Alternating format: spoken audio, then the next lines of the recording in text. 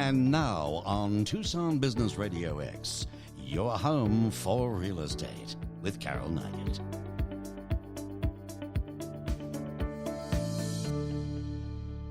And welcome, everyone, to your home for real estate, or as I like to call it, your radio home for real estate. My name is Carol Nugget, and I'm delighted today to be discussing the issue of what is going on 4th Avenue in Tucson, our beloved 4th Avenue. Lots of change, lots of controversy, and I think that it's time that those of us who live in the Tucson area who hear about it but don't really know what's going on to learn a little more. And so today I'm very pleased to welcome three guests. My first guest is Shannon Riggs, who is the chair of the Historic 4th Avenue Coalition, and Dee Dee Kanan, who is a founding member of the Historic 4th Avenue Coalition. And Dee Dee and Shannon are also the co-owners of Pop Cycle, which is one of my very favorite shops on 4th Avenue. And Shannon and Dee Dee are united in their mission to preserve the unique identity of historic 4th Avenue and the surrounding area, while continuing to promote smart, sustainable growth that will benefit these districts and Tucson as a whole.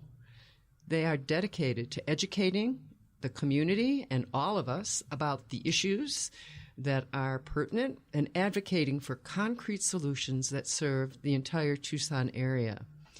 And they bring a broad, long-term vision of what development can look like in Tucson, in which developments can and must benefit the community, creating synergistic, cooperative relationships between developments and the neighbors they inhabit.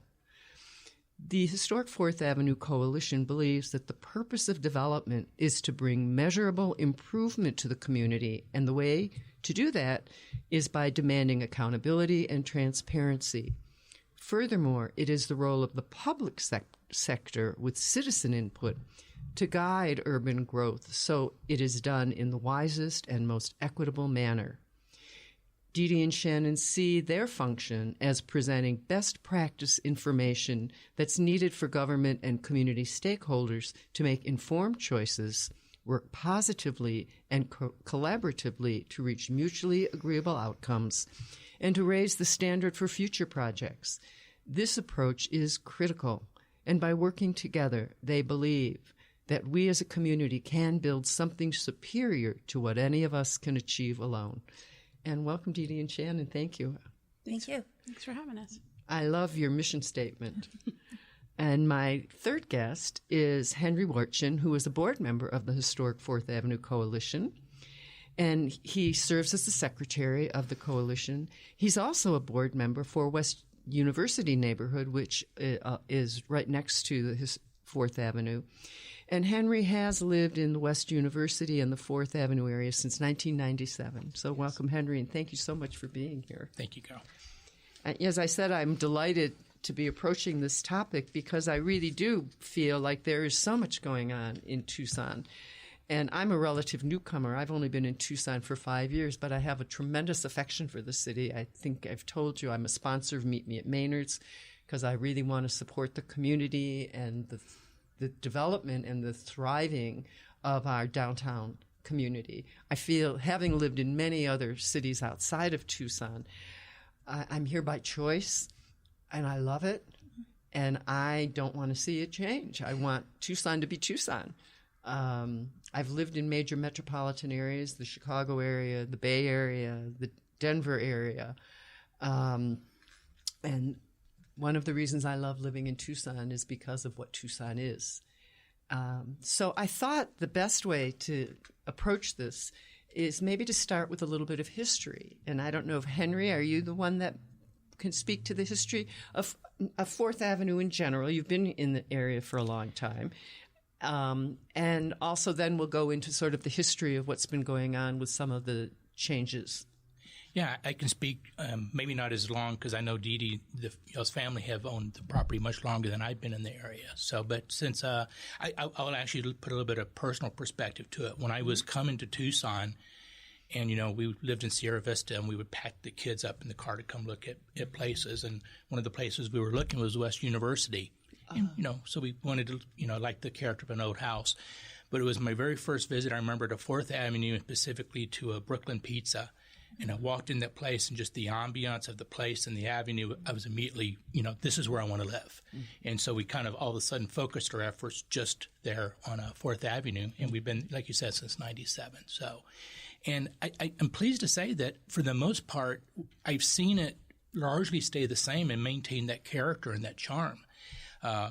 But it started to become alarmed recently because all of a sudden we have high rises being built, and it just is a little bit out of character. So I wanted to try and find some way to get involved. So I initially got involved through West University, and then we kind of it was really a somewhat of an ad hoc relationship with Shannon and Dee Dee with other merchant owners and other neighborhood associations, and we realized quickly that people will listen to us if we spoke with a common voice, and therefore we formed the Historic 4th Avenue Coalition. So that's a little bit of perspective, at least from 97 to here. And so now, we're actively involved trying to preserve that charm and the character and to make sure that it isn't compromised. And because like you said, I've lived in those other areas as well, and none of those areas had that initial charm, again, that 4th Avenue had for me. It was a very personal connection. So. Great. Thank you. Well, Dee Dee, do you want to add anything to that? I have a little bit of history, but I'd love to hear what you have to say. Sure. My parents bought the building that Popcycle's in now, that also houses the Sterling Winch, in the 70s. And so my parents were antique dealers, and they had a store there for many years on the avenue, and then proceeded to own the building. And then my mom in the 90s had a club called the 4th Avenue Social Club that was there for probably 5 or 6 years. So our family has had a long history with the avenue, and so I think that's one of the reasons why we're so protective about just really being conscientious about the 4th Avenue. Is its own ecosystem, and we have to be very careful about not disturbing that and making sure that that ecosystem is respected. Did you want to add anything, Shannon? I went to the U of A in the late 80s, early 90s. So 4th Avenue, main gate wasn't what it is now. So 4th Avenue was where everybody went to shop and hang out. And and then I know that it went through a bit of a rough time in the later 90s, which is when I wasn't living here, and then we moved back. And so, yes, and now it's got a whole new life. I feel that 4th Avenue has really started to thrive with a big diversity of businesses, which is great that it didn't always, that it had, and then I think it lost, and then it's getting back. We've got a new gallery coming, a new cider bar coming to 4th Avenue. So I think that, yes, it ebbs and flows, but I feel like it's gotten to a really nice, very robust point right now, and we just want to make sure that we maintain that. And my understanding is that 4th Avenue really came into being after the underpass was built in 1916. Makes sense. And because of its proximity to the railroad, it really became a commercial district because it was the logical place with the goods coming in right in the transportation center. Yes. And, with the access to the avenue. And so it really did become quite a thriving commercial district. And as you said, it sort of fell back, and now it's starting to have a reemergence. But what is it going to reemerge as? I think that's the question. Yeah, our building was the Piggly Wiggly grocery store. I didn't realize that. When was it built? 1920. So, and when you look at photos of 4th Avenue from back then, because people went, I think before the Piggly Wiggly even, they had to go to a different market for different things, right? So there's all these different, it was just markets that all carried different things. There were a lot of Chinese merchants on 4th Avenue back in the early days. So it's got a really long history, and it's super interesting if you ever delve into it, just all kinds of interesting stuff, that went on down there. So. It's kind of ironic that that was the Piggly Wiggly because you're right next to the co-op. Yeah, that's right. That's right. The modern day Piggly Wiggly. So the co-op's about to have their 50th anniversary also. Wow. I think it's next year. That's impressive. Yeah. That's tremendous.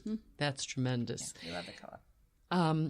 And help me with this, but based on all of my research, my understanding is that certainly one of the precursors to some of the changes is that some of the businesses haven't made it.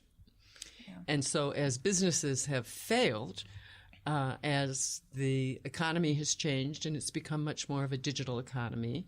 And you weren't here, but my initial venture with Radio X was in a program talking about how the digital culture has changed real estate. So I have a real soft spot in my heart for that one. But as businesses started to fail, that kind of opened the door for developers to come in. And that was aided really by some of what was going on legislatively, both at the state level and in terms of the city council. And if I'm correct, in 1996, Arizona passed the original GPLET. There are a lot of acronyms, and I'm going to make sure that we spell them out.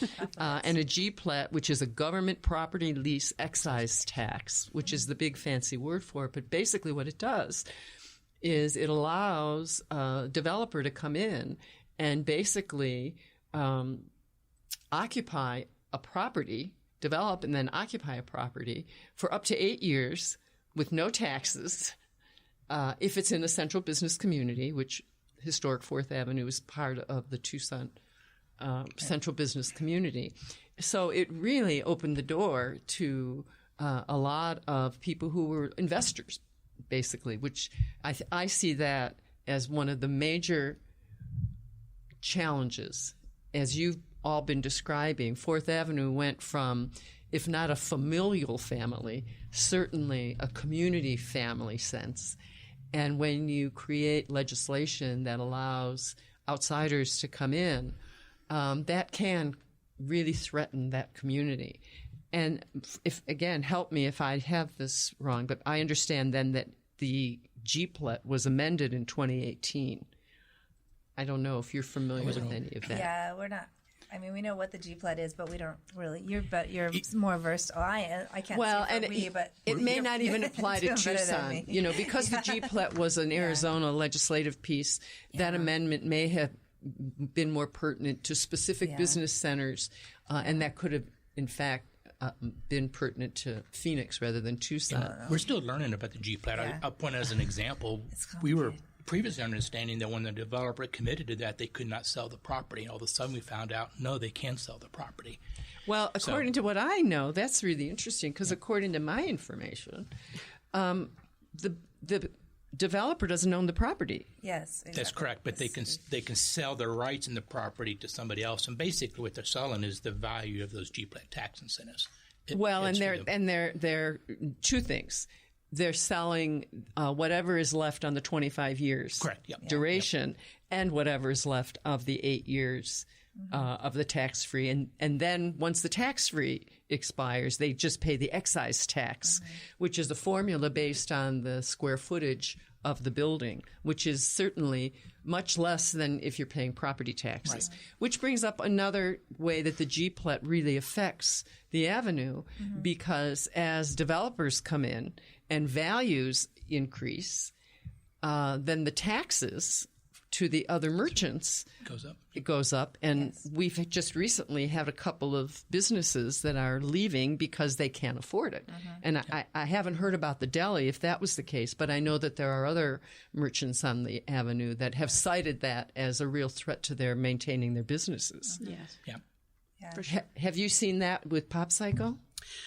The taxes have increased since the streetcar came in. Yeah. I think there was a expectation about what that was going to do to the district.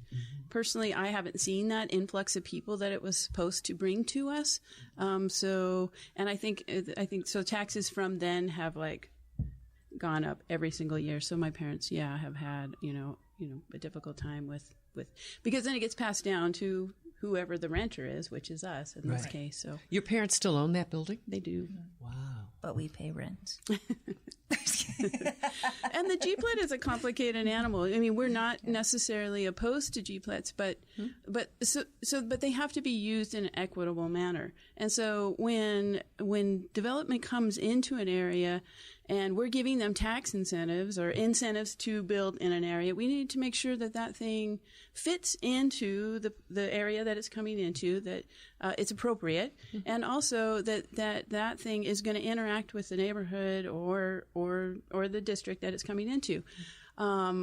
in our opinion, I think that we need to look a lot more closely at when that happens and how that happens and how we give those away.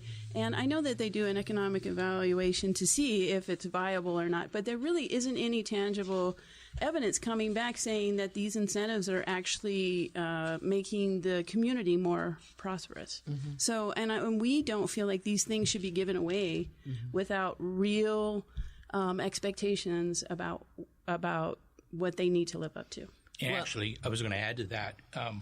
Mike Peel, who's on our in our coalition, had passed this along, but there's actually studies have shown the exact opposite. There is no correlation between GPLET and economic development. And the only correlation they found in the data set they looked at was a correlation to the poverty rate. So that's very striking, the fact that everything you think the GPLET is supposed to do, it is not getting us those tangible benefits. So. Well, and what I really hear you saying is that it's a partnership. Sure. Or it should be a partnership. It should be. And I'm old enough to know that any partnership is successful because there's mutuality. Definitely. And it's one thing to say, well, our development is going to create jobs, it's going to create traffic, it's going to bring this and such and this and such. And that's all a projection. Correct. Exactly. But you don't know. Until it happens. Until it happens. You know, I once thought I really wanted to get married. I projected that I would have a wonderful marriage. And then it happened. And there wasn't any mutuality. So I no longer have a partnership. Yeah, and I'm glad that you brought that up. I think that's really key. And I'm also aware that another piece of legislation that affects what's going on is the IID, the Infill Incentive District, which again, 4th Avenue, and I think the Warehouse District. Yes. And would you like to take a stab at defining that? I'm happy to, but if Shannon's probably in a better position Shannon. to do it. She's very well versed.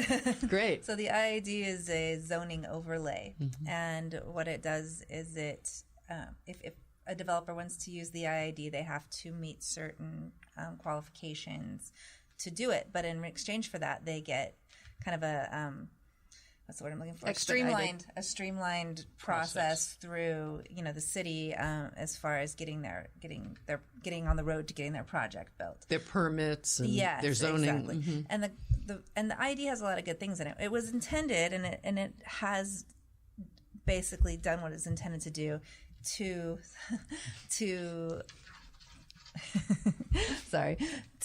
protect the historic district. So because 4th Avenue is a fairly newly crowned historic preservation zone. Was that in last maybe 6 years? 2016, I believe it was. Yeah, it hasn't been that long. So anyone building under the IID would not be able to destroy a historic structure. Correct. And if they wanted to do that, they'd have to go through a whole different process.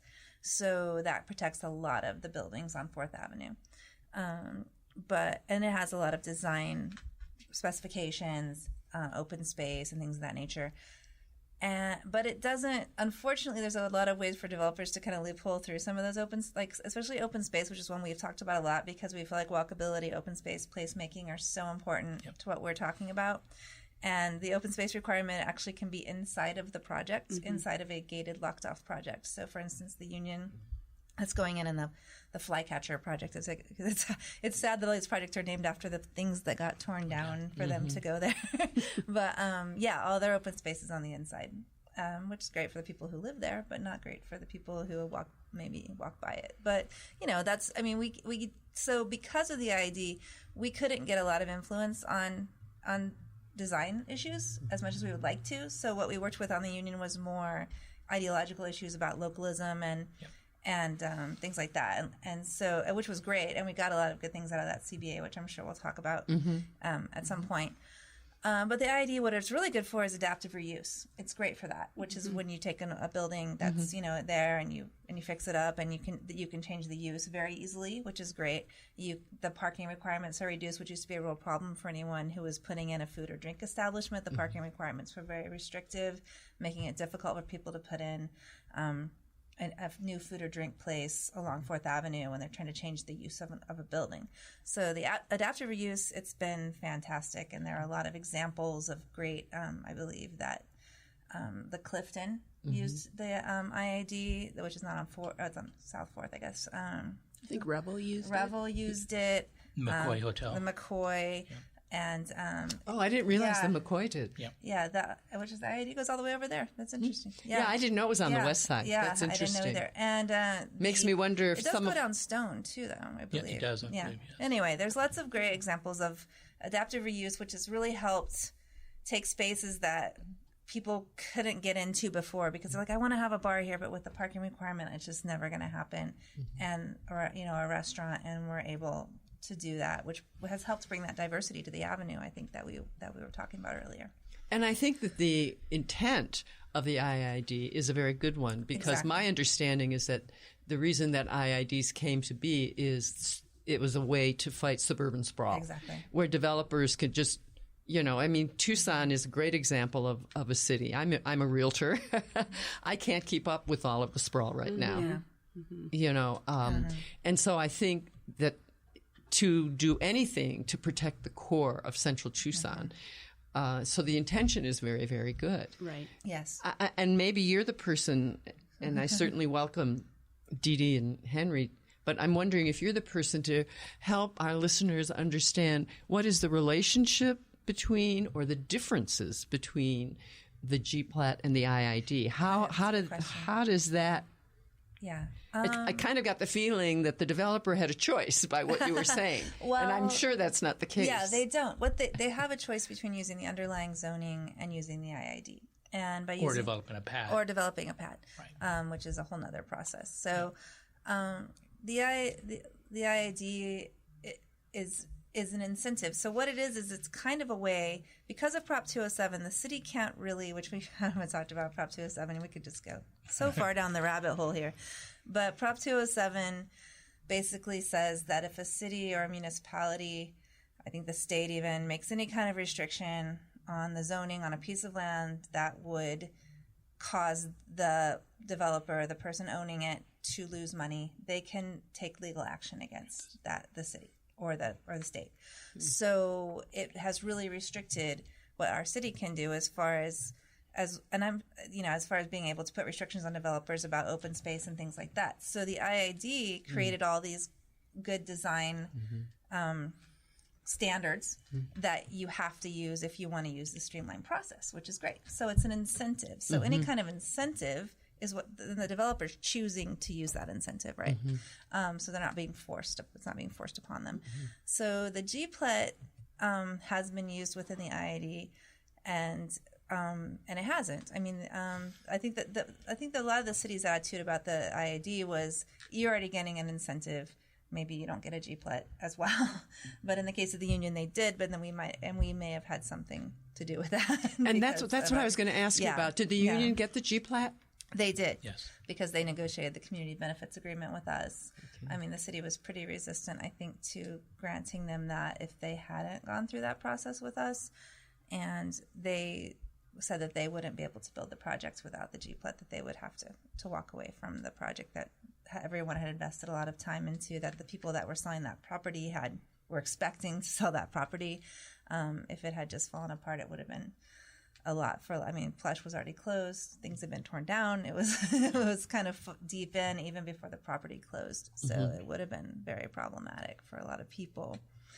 So yeah, I think that's kind of where the city stands on the IID, but I don't want to speak out of school, but that kind of, if you're already using the IID, then the GPLET's kind of, but I think people have used it within the IID, but not very many, I don't think. Well, the IID is very generous to the developer and is protective of the community. Exactly, already. And that's kind of where the city stands. And then what we find is after that generosity, the developers are coming in asking for exceptions even from those requirements. Yeah, so, yeah.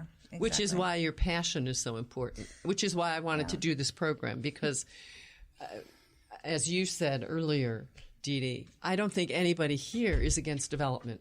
No. I mean, it's very exciting. Again, I've been here 5 years. I started sponsoring Meet Me at Maynard's because when I got here, there wasn't a lot on Congress. Yeah. There were a lot of empty storefronts, and I attended the event as a new resident. And I immediately saw that there was so much historic value, but it needed to be supported. Mm-hmm. And that's when I decided that I would become a sponsor. Yeah. And it's just amazing. It's very exciting now to see what's happened with the downtown area. Yeah. And I intend to do a program on that at some point too. But it has to continue to reflect, Tucson. I don't know about anyone else at the table, but I really don't like Phoenix. And I'm in Tucson because I've lived in some of the largest metropolitan areas in the country. Yeah. And Phoenix is now the 4th largest metropolitan area in the country. Yeah. And it's a lot. Yeah. You think so? And I make a living off of helping people purchase property here, which I'm very happy to do. Yeah. But I also really want to do what I can to help protect Tucson, and so that it doesn't lose its identity. I think that's one of the wake-up calls with developers who are used to dealing with Phoenix and Scottsdale, and they think they're dealing with just Arizona, and they don't understand how Tucson's different. So Yeah. Well, let me ask you, Dee Dee. Shannon alluded to the CBA, which stands for Community Benefits Agreement. So tell us a little bit about what a community benefits agreement is and how it's come into play in the 4th Avenue issues. Well, basically, my parents, because of the proximity of this of Flycatcher, got notice that this was going to happen.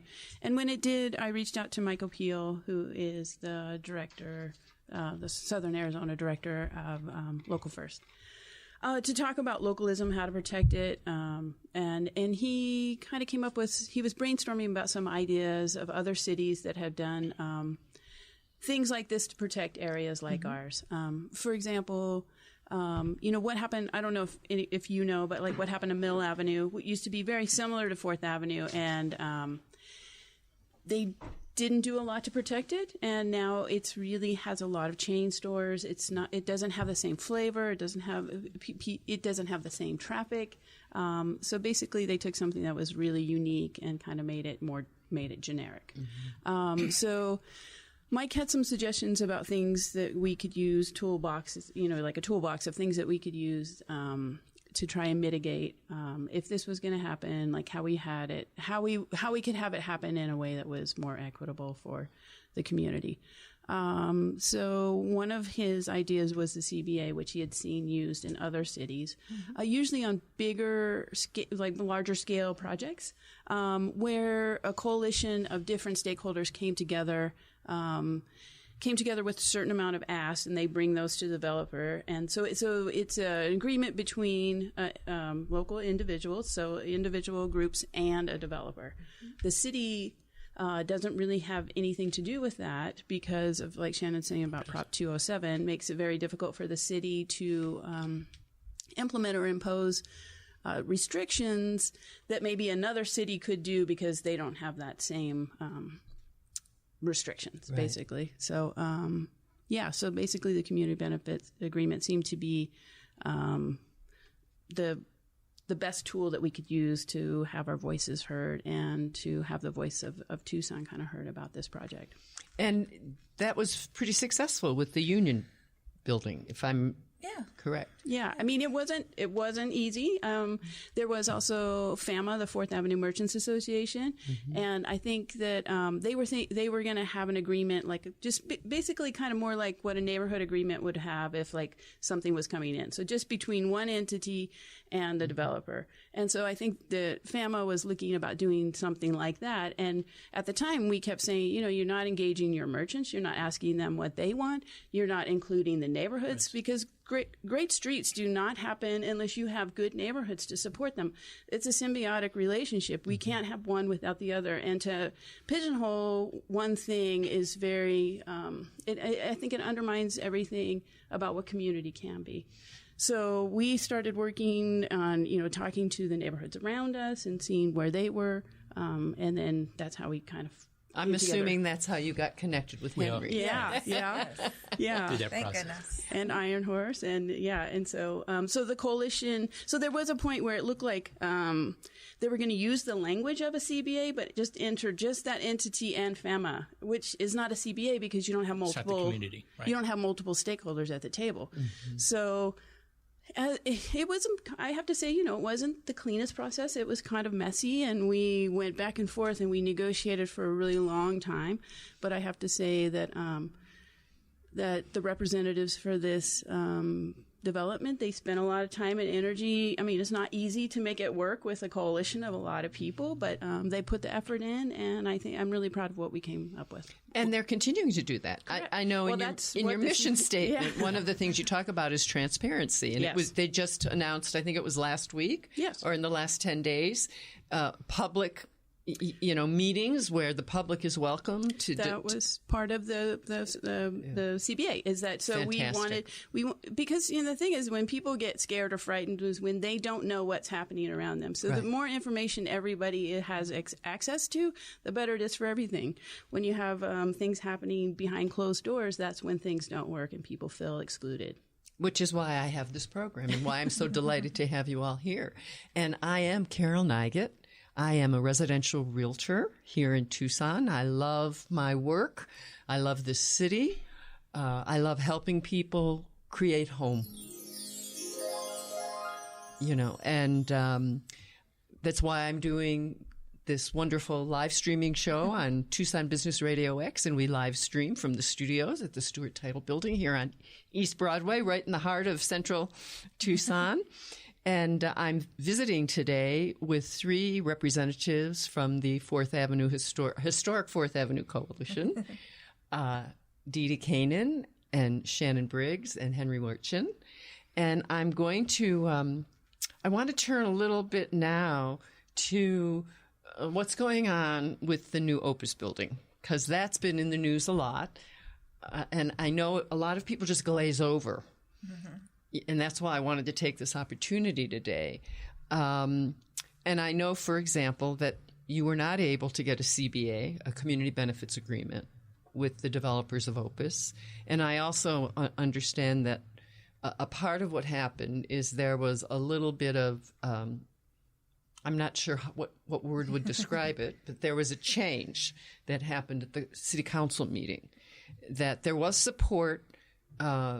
Steve Kozacek, I believe, was one of the main supporters, and there was an opportunity to try and convince the council to require the developers of the Opus building to agree to a community benefits agreement. And at the last minute, the developers said, if we don't have a decision today, we might pull the development. And so the council voted, and they passed it because, understandably, the city doesn't want to lose the opportunity, especially because I believe it was in 2009 that the city of Tucson was facing bankruptcy.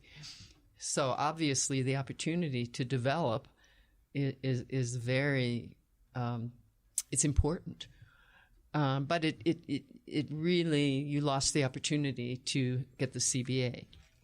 In fact, maybe add a little bit more context. Yes, to that. please. We thought we had another month to basically negotiate an agreement. Right. And you're right. It was all of a sudden, very last minute, without any advance notice. All of a sudden, if the G-Plat is not approved at this meeting, and it isn't so much they would pull the project, but they were going to lose the funding for the project. Right. So, which would of course cause them to pull out. So it's unfortunate that happened, and they did actually pass a motion, and they put some verbiage, which I guess we understand subsequently was not legally binding. You get the G-Plat. Oh, by the way, continue to negotiate with HVAC, and without anything concrete defining what that means. So yeah, it's unfortunate. We did have a follow-on discussion, and it didn't lead to anything. There was nothing to agree to. So it is very unfortunate. Now, we're not giving up. I mean, maybe there'll still be opportunities, and we, obviously we'll continue to look at other developments. But maybe there'll still be some opportunities. Because what's very unfortunate is that the CBA really is a win-win. And I'll use an example of how the the Union project is going, and we had the construction project, and just because of the dialogue and the regular exchange, with the developer and with the construction company, I think we're avoiding a lot of issues that otherwise would just fester until there were problems. We don't have that dialogue, unfortunately, with Opus and with this new project, and I think they're going to be at a disadvantage for that. Is just as much as us. So. Well, go ahead. I agree with Henry, and many of the things that we were asking for in the CBA wouldn't cost them any money. So we were very aware that they had felt like they went through the PAD process. They had already spoken to some people that they felt were the stakeholders. This was before we actually kind of came together as a coalition. So many of the things that we were asking them for were really simple things like meetings, like these open meetings, like the union, quarterly, which actually makes a big difference to people that are having to deal with dust and noise, and sometimes it's just about people being heard. So, like Henry said, I really think they're doing themselves and us a disservice by not looking further into this. Well, let me just ask you this because I'm curious. I did talk to Tom Warren, who represents the Partners on Fourth Investment Group, which is the site where the new Opus building is going to be constructed. And he felt, and I think Steve Kozacek also felt, that the developers actually were contributing some of the things that the coalition would be happy with. So I want to just read those to you, and I'm curious to see how you respond to that. You brought up already the parking issue. And what you talked earlier about restaurants and bars, struggling because there's not enough parking. And well, actually, what I said was that they aren't able. It's actually an opposite issue. That when someone wants to open a bar or restaurant using the underlying zoning, they are actually required to. It's like an inordinate amount of parking that they would have to create or somehow come up with. Bars and restaurants that opened on 4th Avenue under the old zoning actually have to go rent a parking lot from somebody so that they have enough parking spaces, even though they're not next to their property. So that's one of the things the IAD cuts out. You can basically have no parking, which is, now you can go into this. Before you do, because I know what you're going to read, because I've heard this before, but I want to put it into a little bit of context. What you're going to read is basically a set of agreements that were part of the PAD process. And can you just explain for our listeners what the PAD is? PAD is a planned area development. So that is an alternative, a customized zoning overlay for that development. So those agreements were when that developer came in to purchase this property under the assumption that this PAD was approved, it's already committing to those. That is completely different now of applying for a GPLET and $5.5 million in tax incentives and what additional concessions might be associated with that. So I just want to make sure that's clear. Because those are some great things that were negotiated in the PAD. And some of it we're thankful were because of some of our, not before the coalition, but our Iron Horse Neighborhood Association, who's a member, negotiated some of the items there. So good things in there, but it was only the starting point. It was the basis of the PAD, and it really has nothing to do with the GPLET. So. Well, would it be safe to say that the Avenue is going to benefit by some of these things? Sure. But it wasn't any of the agenda that you were hoping to negotiate. Yes. Correct. Well, there are some things in the PAD that are a little bit confusing. Like, for example, when the PAD first came up, we were told that they were going to be condos. So people buying things and living in an area is completely different than having 4 bedrooms, each with a bath, which means that basically they're going to be undergrads. Undergrads in something like this is completely different. We've already had 2 developments right in our area, and we have seen that they don't necessarily interact with the Avenue in the way that we wish that they could and would. So, for example, there's a lot of things that, and also in the PAD they said, it's about localism, but the truth is they're only committing to making small spaces, and the commitment is only for 12 months. So that means, after 12 months or 15 months, they can put in a CVS if they want to, which could be really hurtful to the co-op. We are extremely protective about our localism on the Avenue. It really is one of the only local hubs really left many places in the country. I mean, we see this changing. Shannon and I travel a lot. We see this changing all over. So it's really important that we are I know that some people might see it as hyper protective, but at the same time, it's a slippery slope. Once we start moving things in, other things can move in, and you can kind of change the whole dynamic or the ecosystem. Well, it's interesting. I'm so appreciative of your perspective because, for example, the reduction of retail space. Yeah. One of their, one of the arguments is, well, we don't really need to make more of a commitment in a community benefits agreement to local merchants because we're going to downsize the retail space so that it would only appeal to a local merchant. I mean, that's basically basically the argument. Yeah. Should we discuss each point on its own merit? No, well, I don't think we have time. Okay. I don't think we have time, and I don't know that that's necessary. I was just, you've answered my question. I was really curious to know, given that you were really hoping for a community benefits agreement, I was curious to find out how you felt about some of these, what they perceive as concessions. Well, let me explain. Let me compare, contrast that to what is actually in the community benefits agreement with the union, which is that not only did they commit to these small spaces for the 8 years of the GPLET, but they also committed to a rent control so that local businesses can afford to be in those spaces. And they also committed to it. They have to be local businesses. It's not just, it's small so that local businesses can move in. They actually have to market those spaces exclusively to local businesses for 6 months, I believe. If they're not able to rent it after 6 months, then we can revisit and find a way. And then they have to come back and we have to talk about which business could go in there if it's not local. So you see the big difference between, we took the 4,500 square feet, we made it 4,000 square foot spaces. We don't have any rent control, so we could be charging $30 a square foot for those spaces. And on top of that, if we can't rent those after 15 months, we can just put them back together and make a 4,500 square foot space. So even though it sounds good, and when we first heard it, we were like, oh, great. And also there was supposed to be 10,000 square feet of commercial in this project to begin with. Yeah. And now there's only 4,500. So, I mean, you can look at that however you want. But, that would have been a great start if we had then accompanied that PAD requirement with our definition of local business and some of the rent growth. Then it would have been something, like I said, on par with what we were able to negotiate on the union. And what I'm really hearing all of you say is this sense of a loss of partnership. That with union, you at least have a sense of partnership. They're still developers. They're still putting in a large building.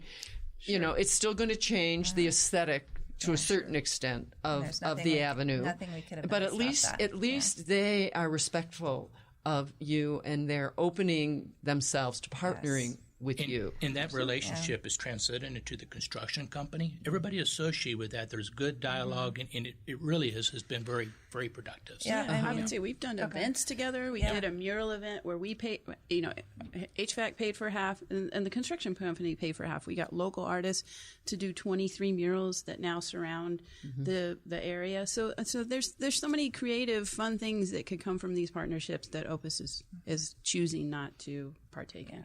I think Henry's point is very well taken. They're a national company. I know they're based in Minneapolis, and I think they have a major regional office, I believe, in Denver. And I am familiar with some of what's gone on. I moved here from Colorado. I'm familiar with what's gone on in terms of development in Colorado, specifically the Denver urban area. And I think that Opus probably didn't know what the heck to do with you guys. Yeah. Because I'm sure that there have been other coalitions in other areas where they do business, but I don't think they've come up against anything like what you have presented. Yeah. And I think they almost they treated us as if they were doing us a favor and we weren't seeing it.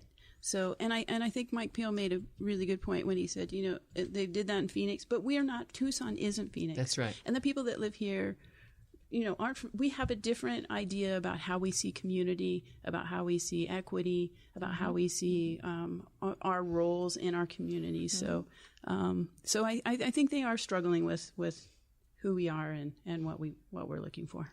Yeah. So I want to talk a little bit about smart growth and some of the things that you've kind of alluded to, because I think that that's at the heart of all of this. Is how are we going to, or what can we do to influence how Tucson develops. Sure. And in your particular case, we're looking at the 4th Avenue and really your area too, West University, downtown. I mean, I was just talking to someone earlier who wants to purchase a house. And they're looking at the east side, and they're not sure that it's the place to go. And I was just telling them, Central Tucson, Sam Hughes has outpriced a lot of people now. The east side is the next area. Get in there now, because in 5 years you're going to have a valuable piece of property. Mm-hmm. So tell me a little bit about you mentioned open space, walkability. That's a major issue. Mm-hmm. I'm not sure how the streetcar has affected walkability, but public spaces are important. What you just said about the east side is super interesting. So it's affordable right now, right? Mm-hmm. And if you look at the downtown core, there are a lot of people who work downtown who work in the service industry, because don't we want all of our hotels and our restaurants and our bars to be staffed with all these wonderful people? But they cannot afford to live where they work. And so we're talking about transit-oriented development and people being able to take public transit to their job, but all these people are getting priced out of where they work. Well, we don't have enough transit for those people. That too, exactly. But if they could, if they could afford to live where they work, they can take one of those scooters or ride their bike or walk, even if the streetcar doesn't go, quite as far as all of us would, of course, like it to. But regardless, then those people are all being pushed out to the east side, to the north side, to Suarita, and southwest side. And then they have to come, they have to drive to work, or they have to find some other way to get. A lot of people Uber to their jobs. Think about how expensive that must be every day if you're working for minimum wage and tips, and then now you're having to take an Uber home because you get off at 3:00 in the morning with your pockets full of your tip money, and you don't want to walk around in the dark. So it can go on and on. Streetcar doesn't run. But it's an equity issue, and indeed. And if we're talking about transit-oriented development, who is this transit for? Mm-hmm. And that's really, that's really what we're talking about, smart growth. And I think another thing about smart growth is, really we want to, what we're really trying to, I think, create here is that when these GPLETs or these tax incentives or whatever that are getting given away, they shouldn't be given away without community input. And that doesn't, so we're not just trying to build this. Of course, we're trying to protect 4th Avenue because we feel like it's the heart of Tucson. It's where we live. It's where we grow things. I mean, that it really matters to us. But we want to see, let's say something's going on the south side. They're about to do the GPLET for the south side too. So we want those community people in that community to have a say so. So it really is about having people in the affected area have a seat at the table. Mm-hmm. Anything you'd like to add to that, Andrew? No, just to add about your, what is smart growth, and you address the transit-oriented development, but all the details of a lot of the ideas are what are in the agreement with EDR on the union. It's public. And EDR is just for the benefit. Great Star now. I'm sorry. Yeah, thank you. Great Star. And just for the benefit of our listeners, those are the developers of the union building. Union, right. So it's things there that we're building this community, this development, and it's a valuable addition to the community. Mm-hmm. And it's not an isolated island where it's just cut off. Because if it's cut off in their gated community and don't interact, then why live there? Why not just live somewhere else? Right. And so. Well, and I think everyone at the table is familiar with this article that Mike Truba just published, where he was talking about, we're talking about community, and we're talking about people living there and the livability. But I think, he makes such a great point about how important small businesses are. Yep. Mm-hmm. And how much people value small businesses, how much small businesses contribute to a community. And I can tell you in my industry, where we now have huge investment groups called iBuyers who are coming in from out of this area, who don't know the area, who put an app on the phone, who allow anybody in the public to go into their properties. There's no service. That's my biggest complaint. I can't be of service to any of the people who I'm trying to serve. I'm committed to serving people. And these are digital outside investment companies, much as the developers who are developing properties in the area. And it's very disheartening. Yeah. And, you begin to think if our businesses are going to be taken over by investment companies, where are we all going to be? Right. Yeah. Sure. What's going to happen? We won't have a community of any kind. Right. Yeah. And everybody thinks all this stuff looks so glamorous and great. I mean, I know a lot of millennials who love this app. I don't need a realtor. I can go into a house all by myself. Well, there's a lot of inherent problems with that, including that we found people squatting in some of those homes. So I think that this is something that's going on kind of universally.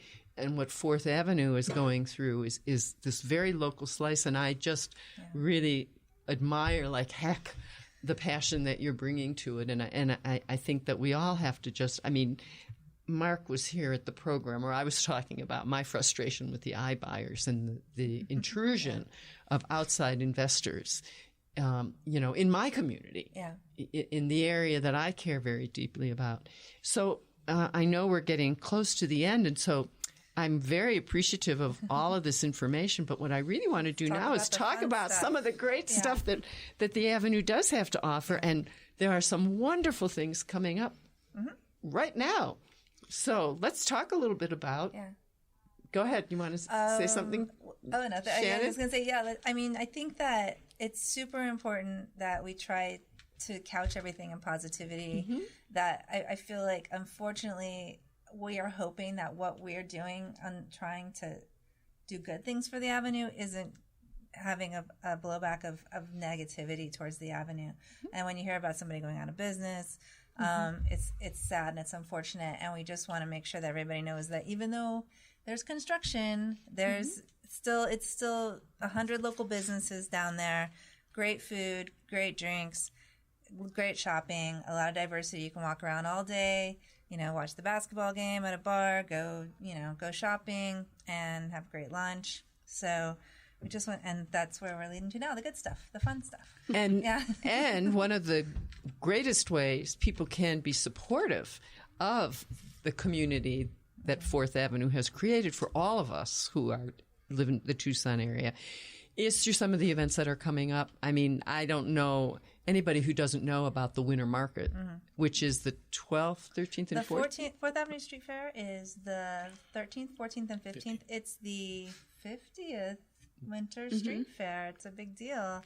We have a really cool poster done by our neighbor John Carrillo and T-shirts that are going to be really cool. Are those available for sale? I believe they will be available at the street fair for sale. Yes, fantastic. And so there's that, and then coming up before that, we every year the Avenue does a Avenue-wide sale for Black Friday and Small Business Saturday.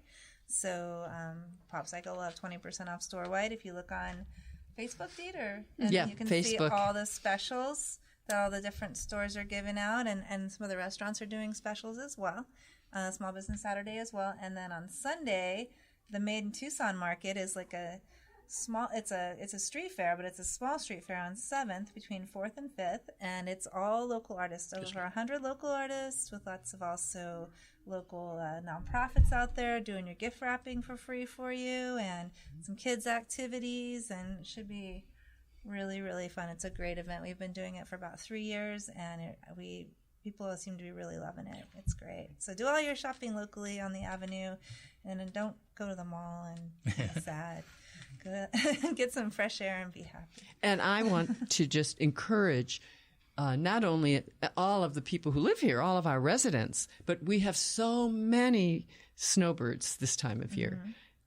So anybody who's here visiting, you have to come down to Fourth Avenue. Okay. You really must come down. The street fair, the winter street fair and the spring street fair, they're not to be missed. Yeah. So I really want to encourage everyone, and please come to the Small Business Saturday and the Tucson local market. Yeah.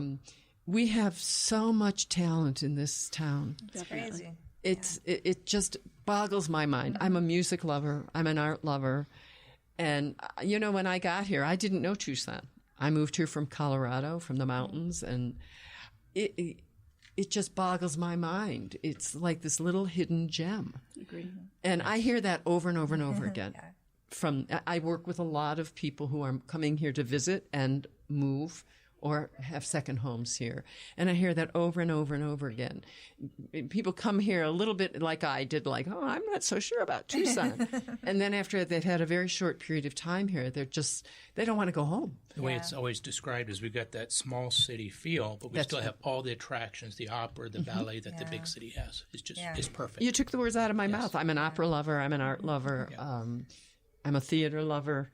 And I'm a people lover. And I've lived all over this country. I've lived all over the world. I used to live overseas. And I have to say, honestly, I have never lived in a town that is as friendly as Tucson is. Sure. I agree. I'm boggled away. I mean, I've never been in a Home Depot in any part of the country where somebody in an orange apron actually comes up to you and asks you if you want some help. Or maybe even somebody who doesn't work there. Yeah, really. And and the other thing, we hear so much about the traffic issue. Well, I don't understand that because even I happen to live in Oro Valley, but I can be downtown in a half an hour on a surface road. That bad. I never have to get on an expressway. I never have to be in bumper-to-bumper traffic. I never have to spend an hour getting and then pay $40. I used to talk about the opera when I lived in Chicago. I mean, and I lived in Evanston, which was the neighboring community, and it was an hour and a half at least on the traveling and $35 to $45 to park in the garage. Or you had to go to a very expensive, lovely, but very expensive restaurant where they would valet your car while you were at the theater or at the opera. So, I just, and what I was really going to say is, I've never lived in a town where people let me into traffic either. I go to the Trader Joe's on Oracle quite often, right around rush hour, 5:30, 6:30. I don't think I've ever tried to turn right out of that lot. That somebody hasn't let me in. Yeah. I talk about community benefits. Agreed. I think as Tucsonans, we try to practice kindness. And even as far as industry goes or small business goes, instead of there being, there's always the atmosphere of like, not enough, but I think that Tucsonans treat things, with the concept of abundance and wanting to collaborate and wanting to help each other. And I think that this coalition is a perfect example of why that matters and how we all came together. A neighborhood and a district might have completely different needs, but we come together and we talk about what those, we find more common ground than we find anything else. Yep. So. Well, I'm so grateful that you are all here today because I don't think that 4th Avenue is the only district where we're going to be facing this. And I think that's one of the real values of the coalition. Yeah. West University is going through a lot of changes too. Yeah. And as we do grow as a city, I think the fact that the coalition exists and it can be an outreach to other communities. Yeah. And I love that. And that may be the one way we will be able to keep Tucson.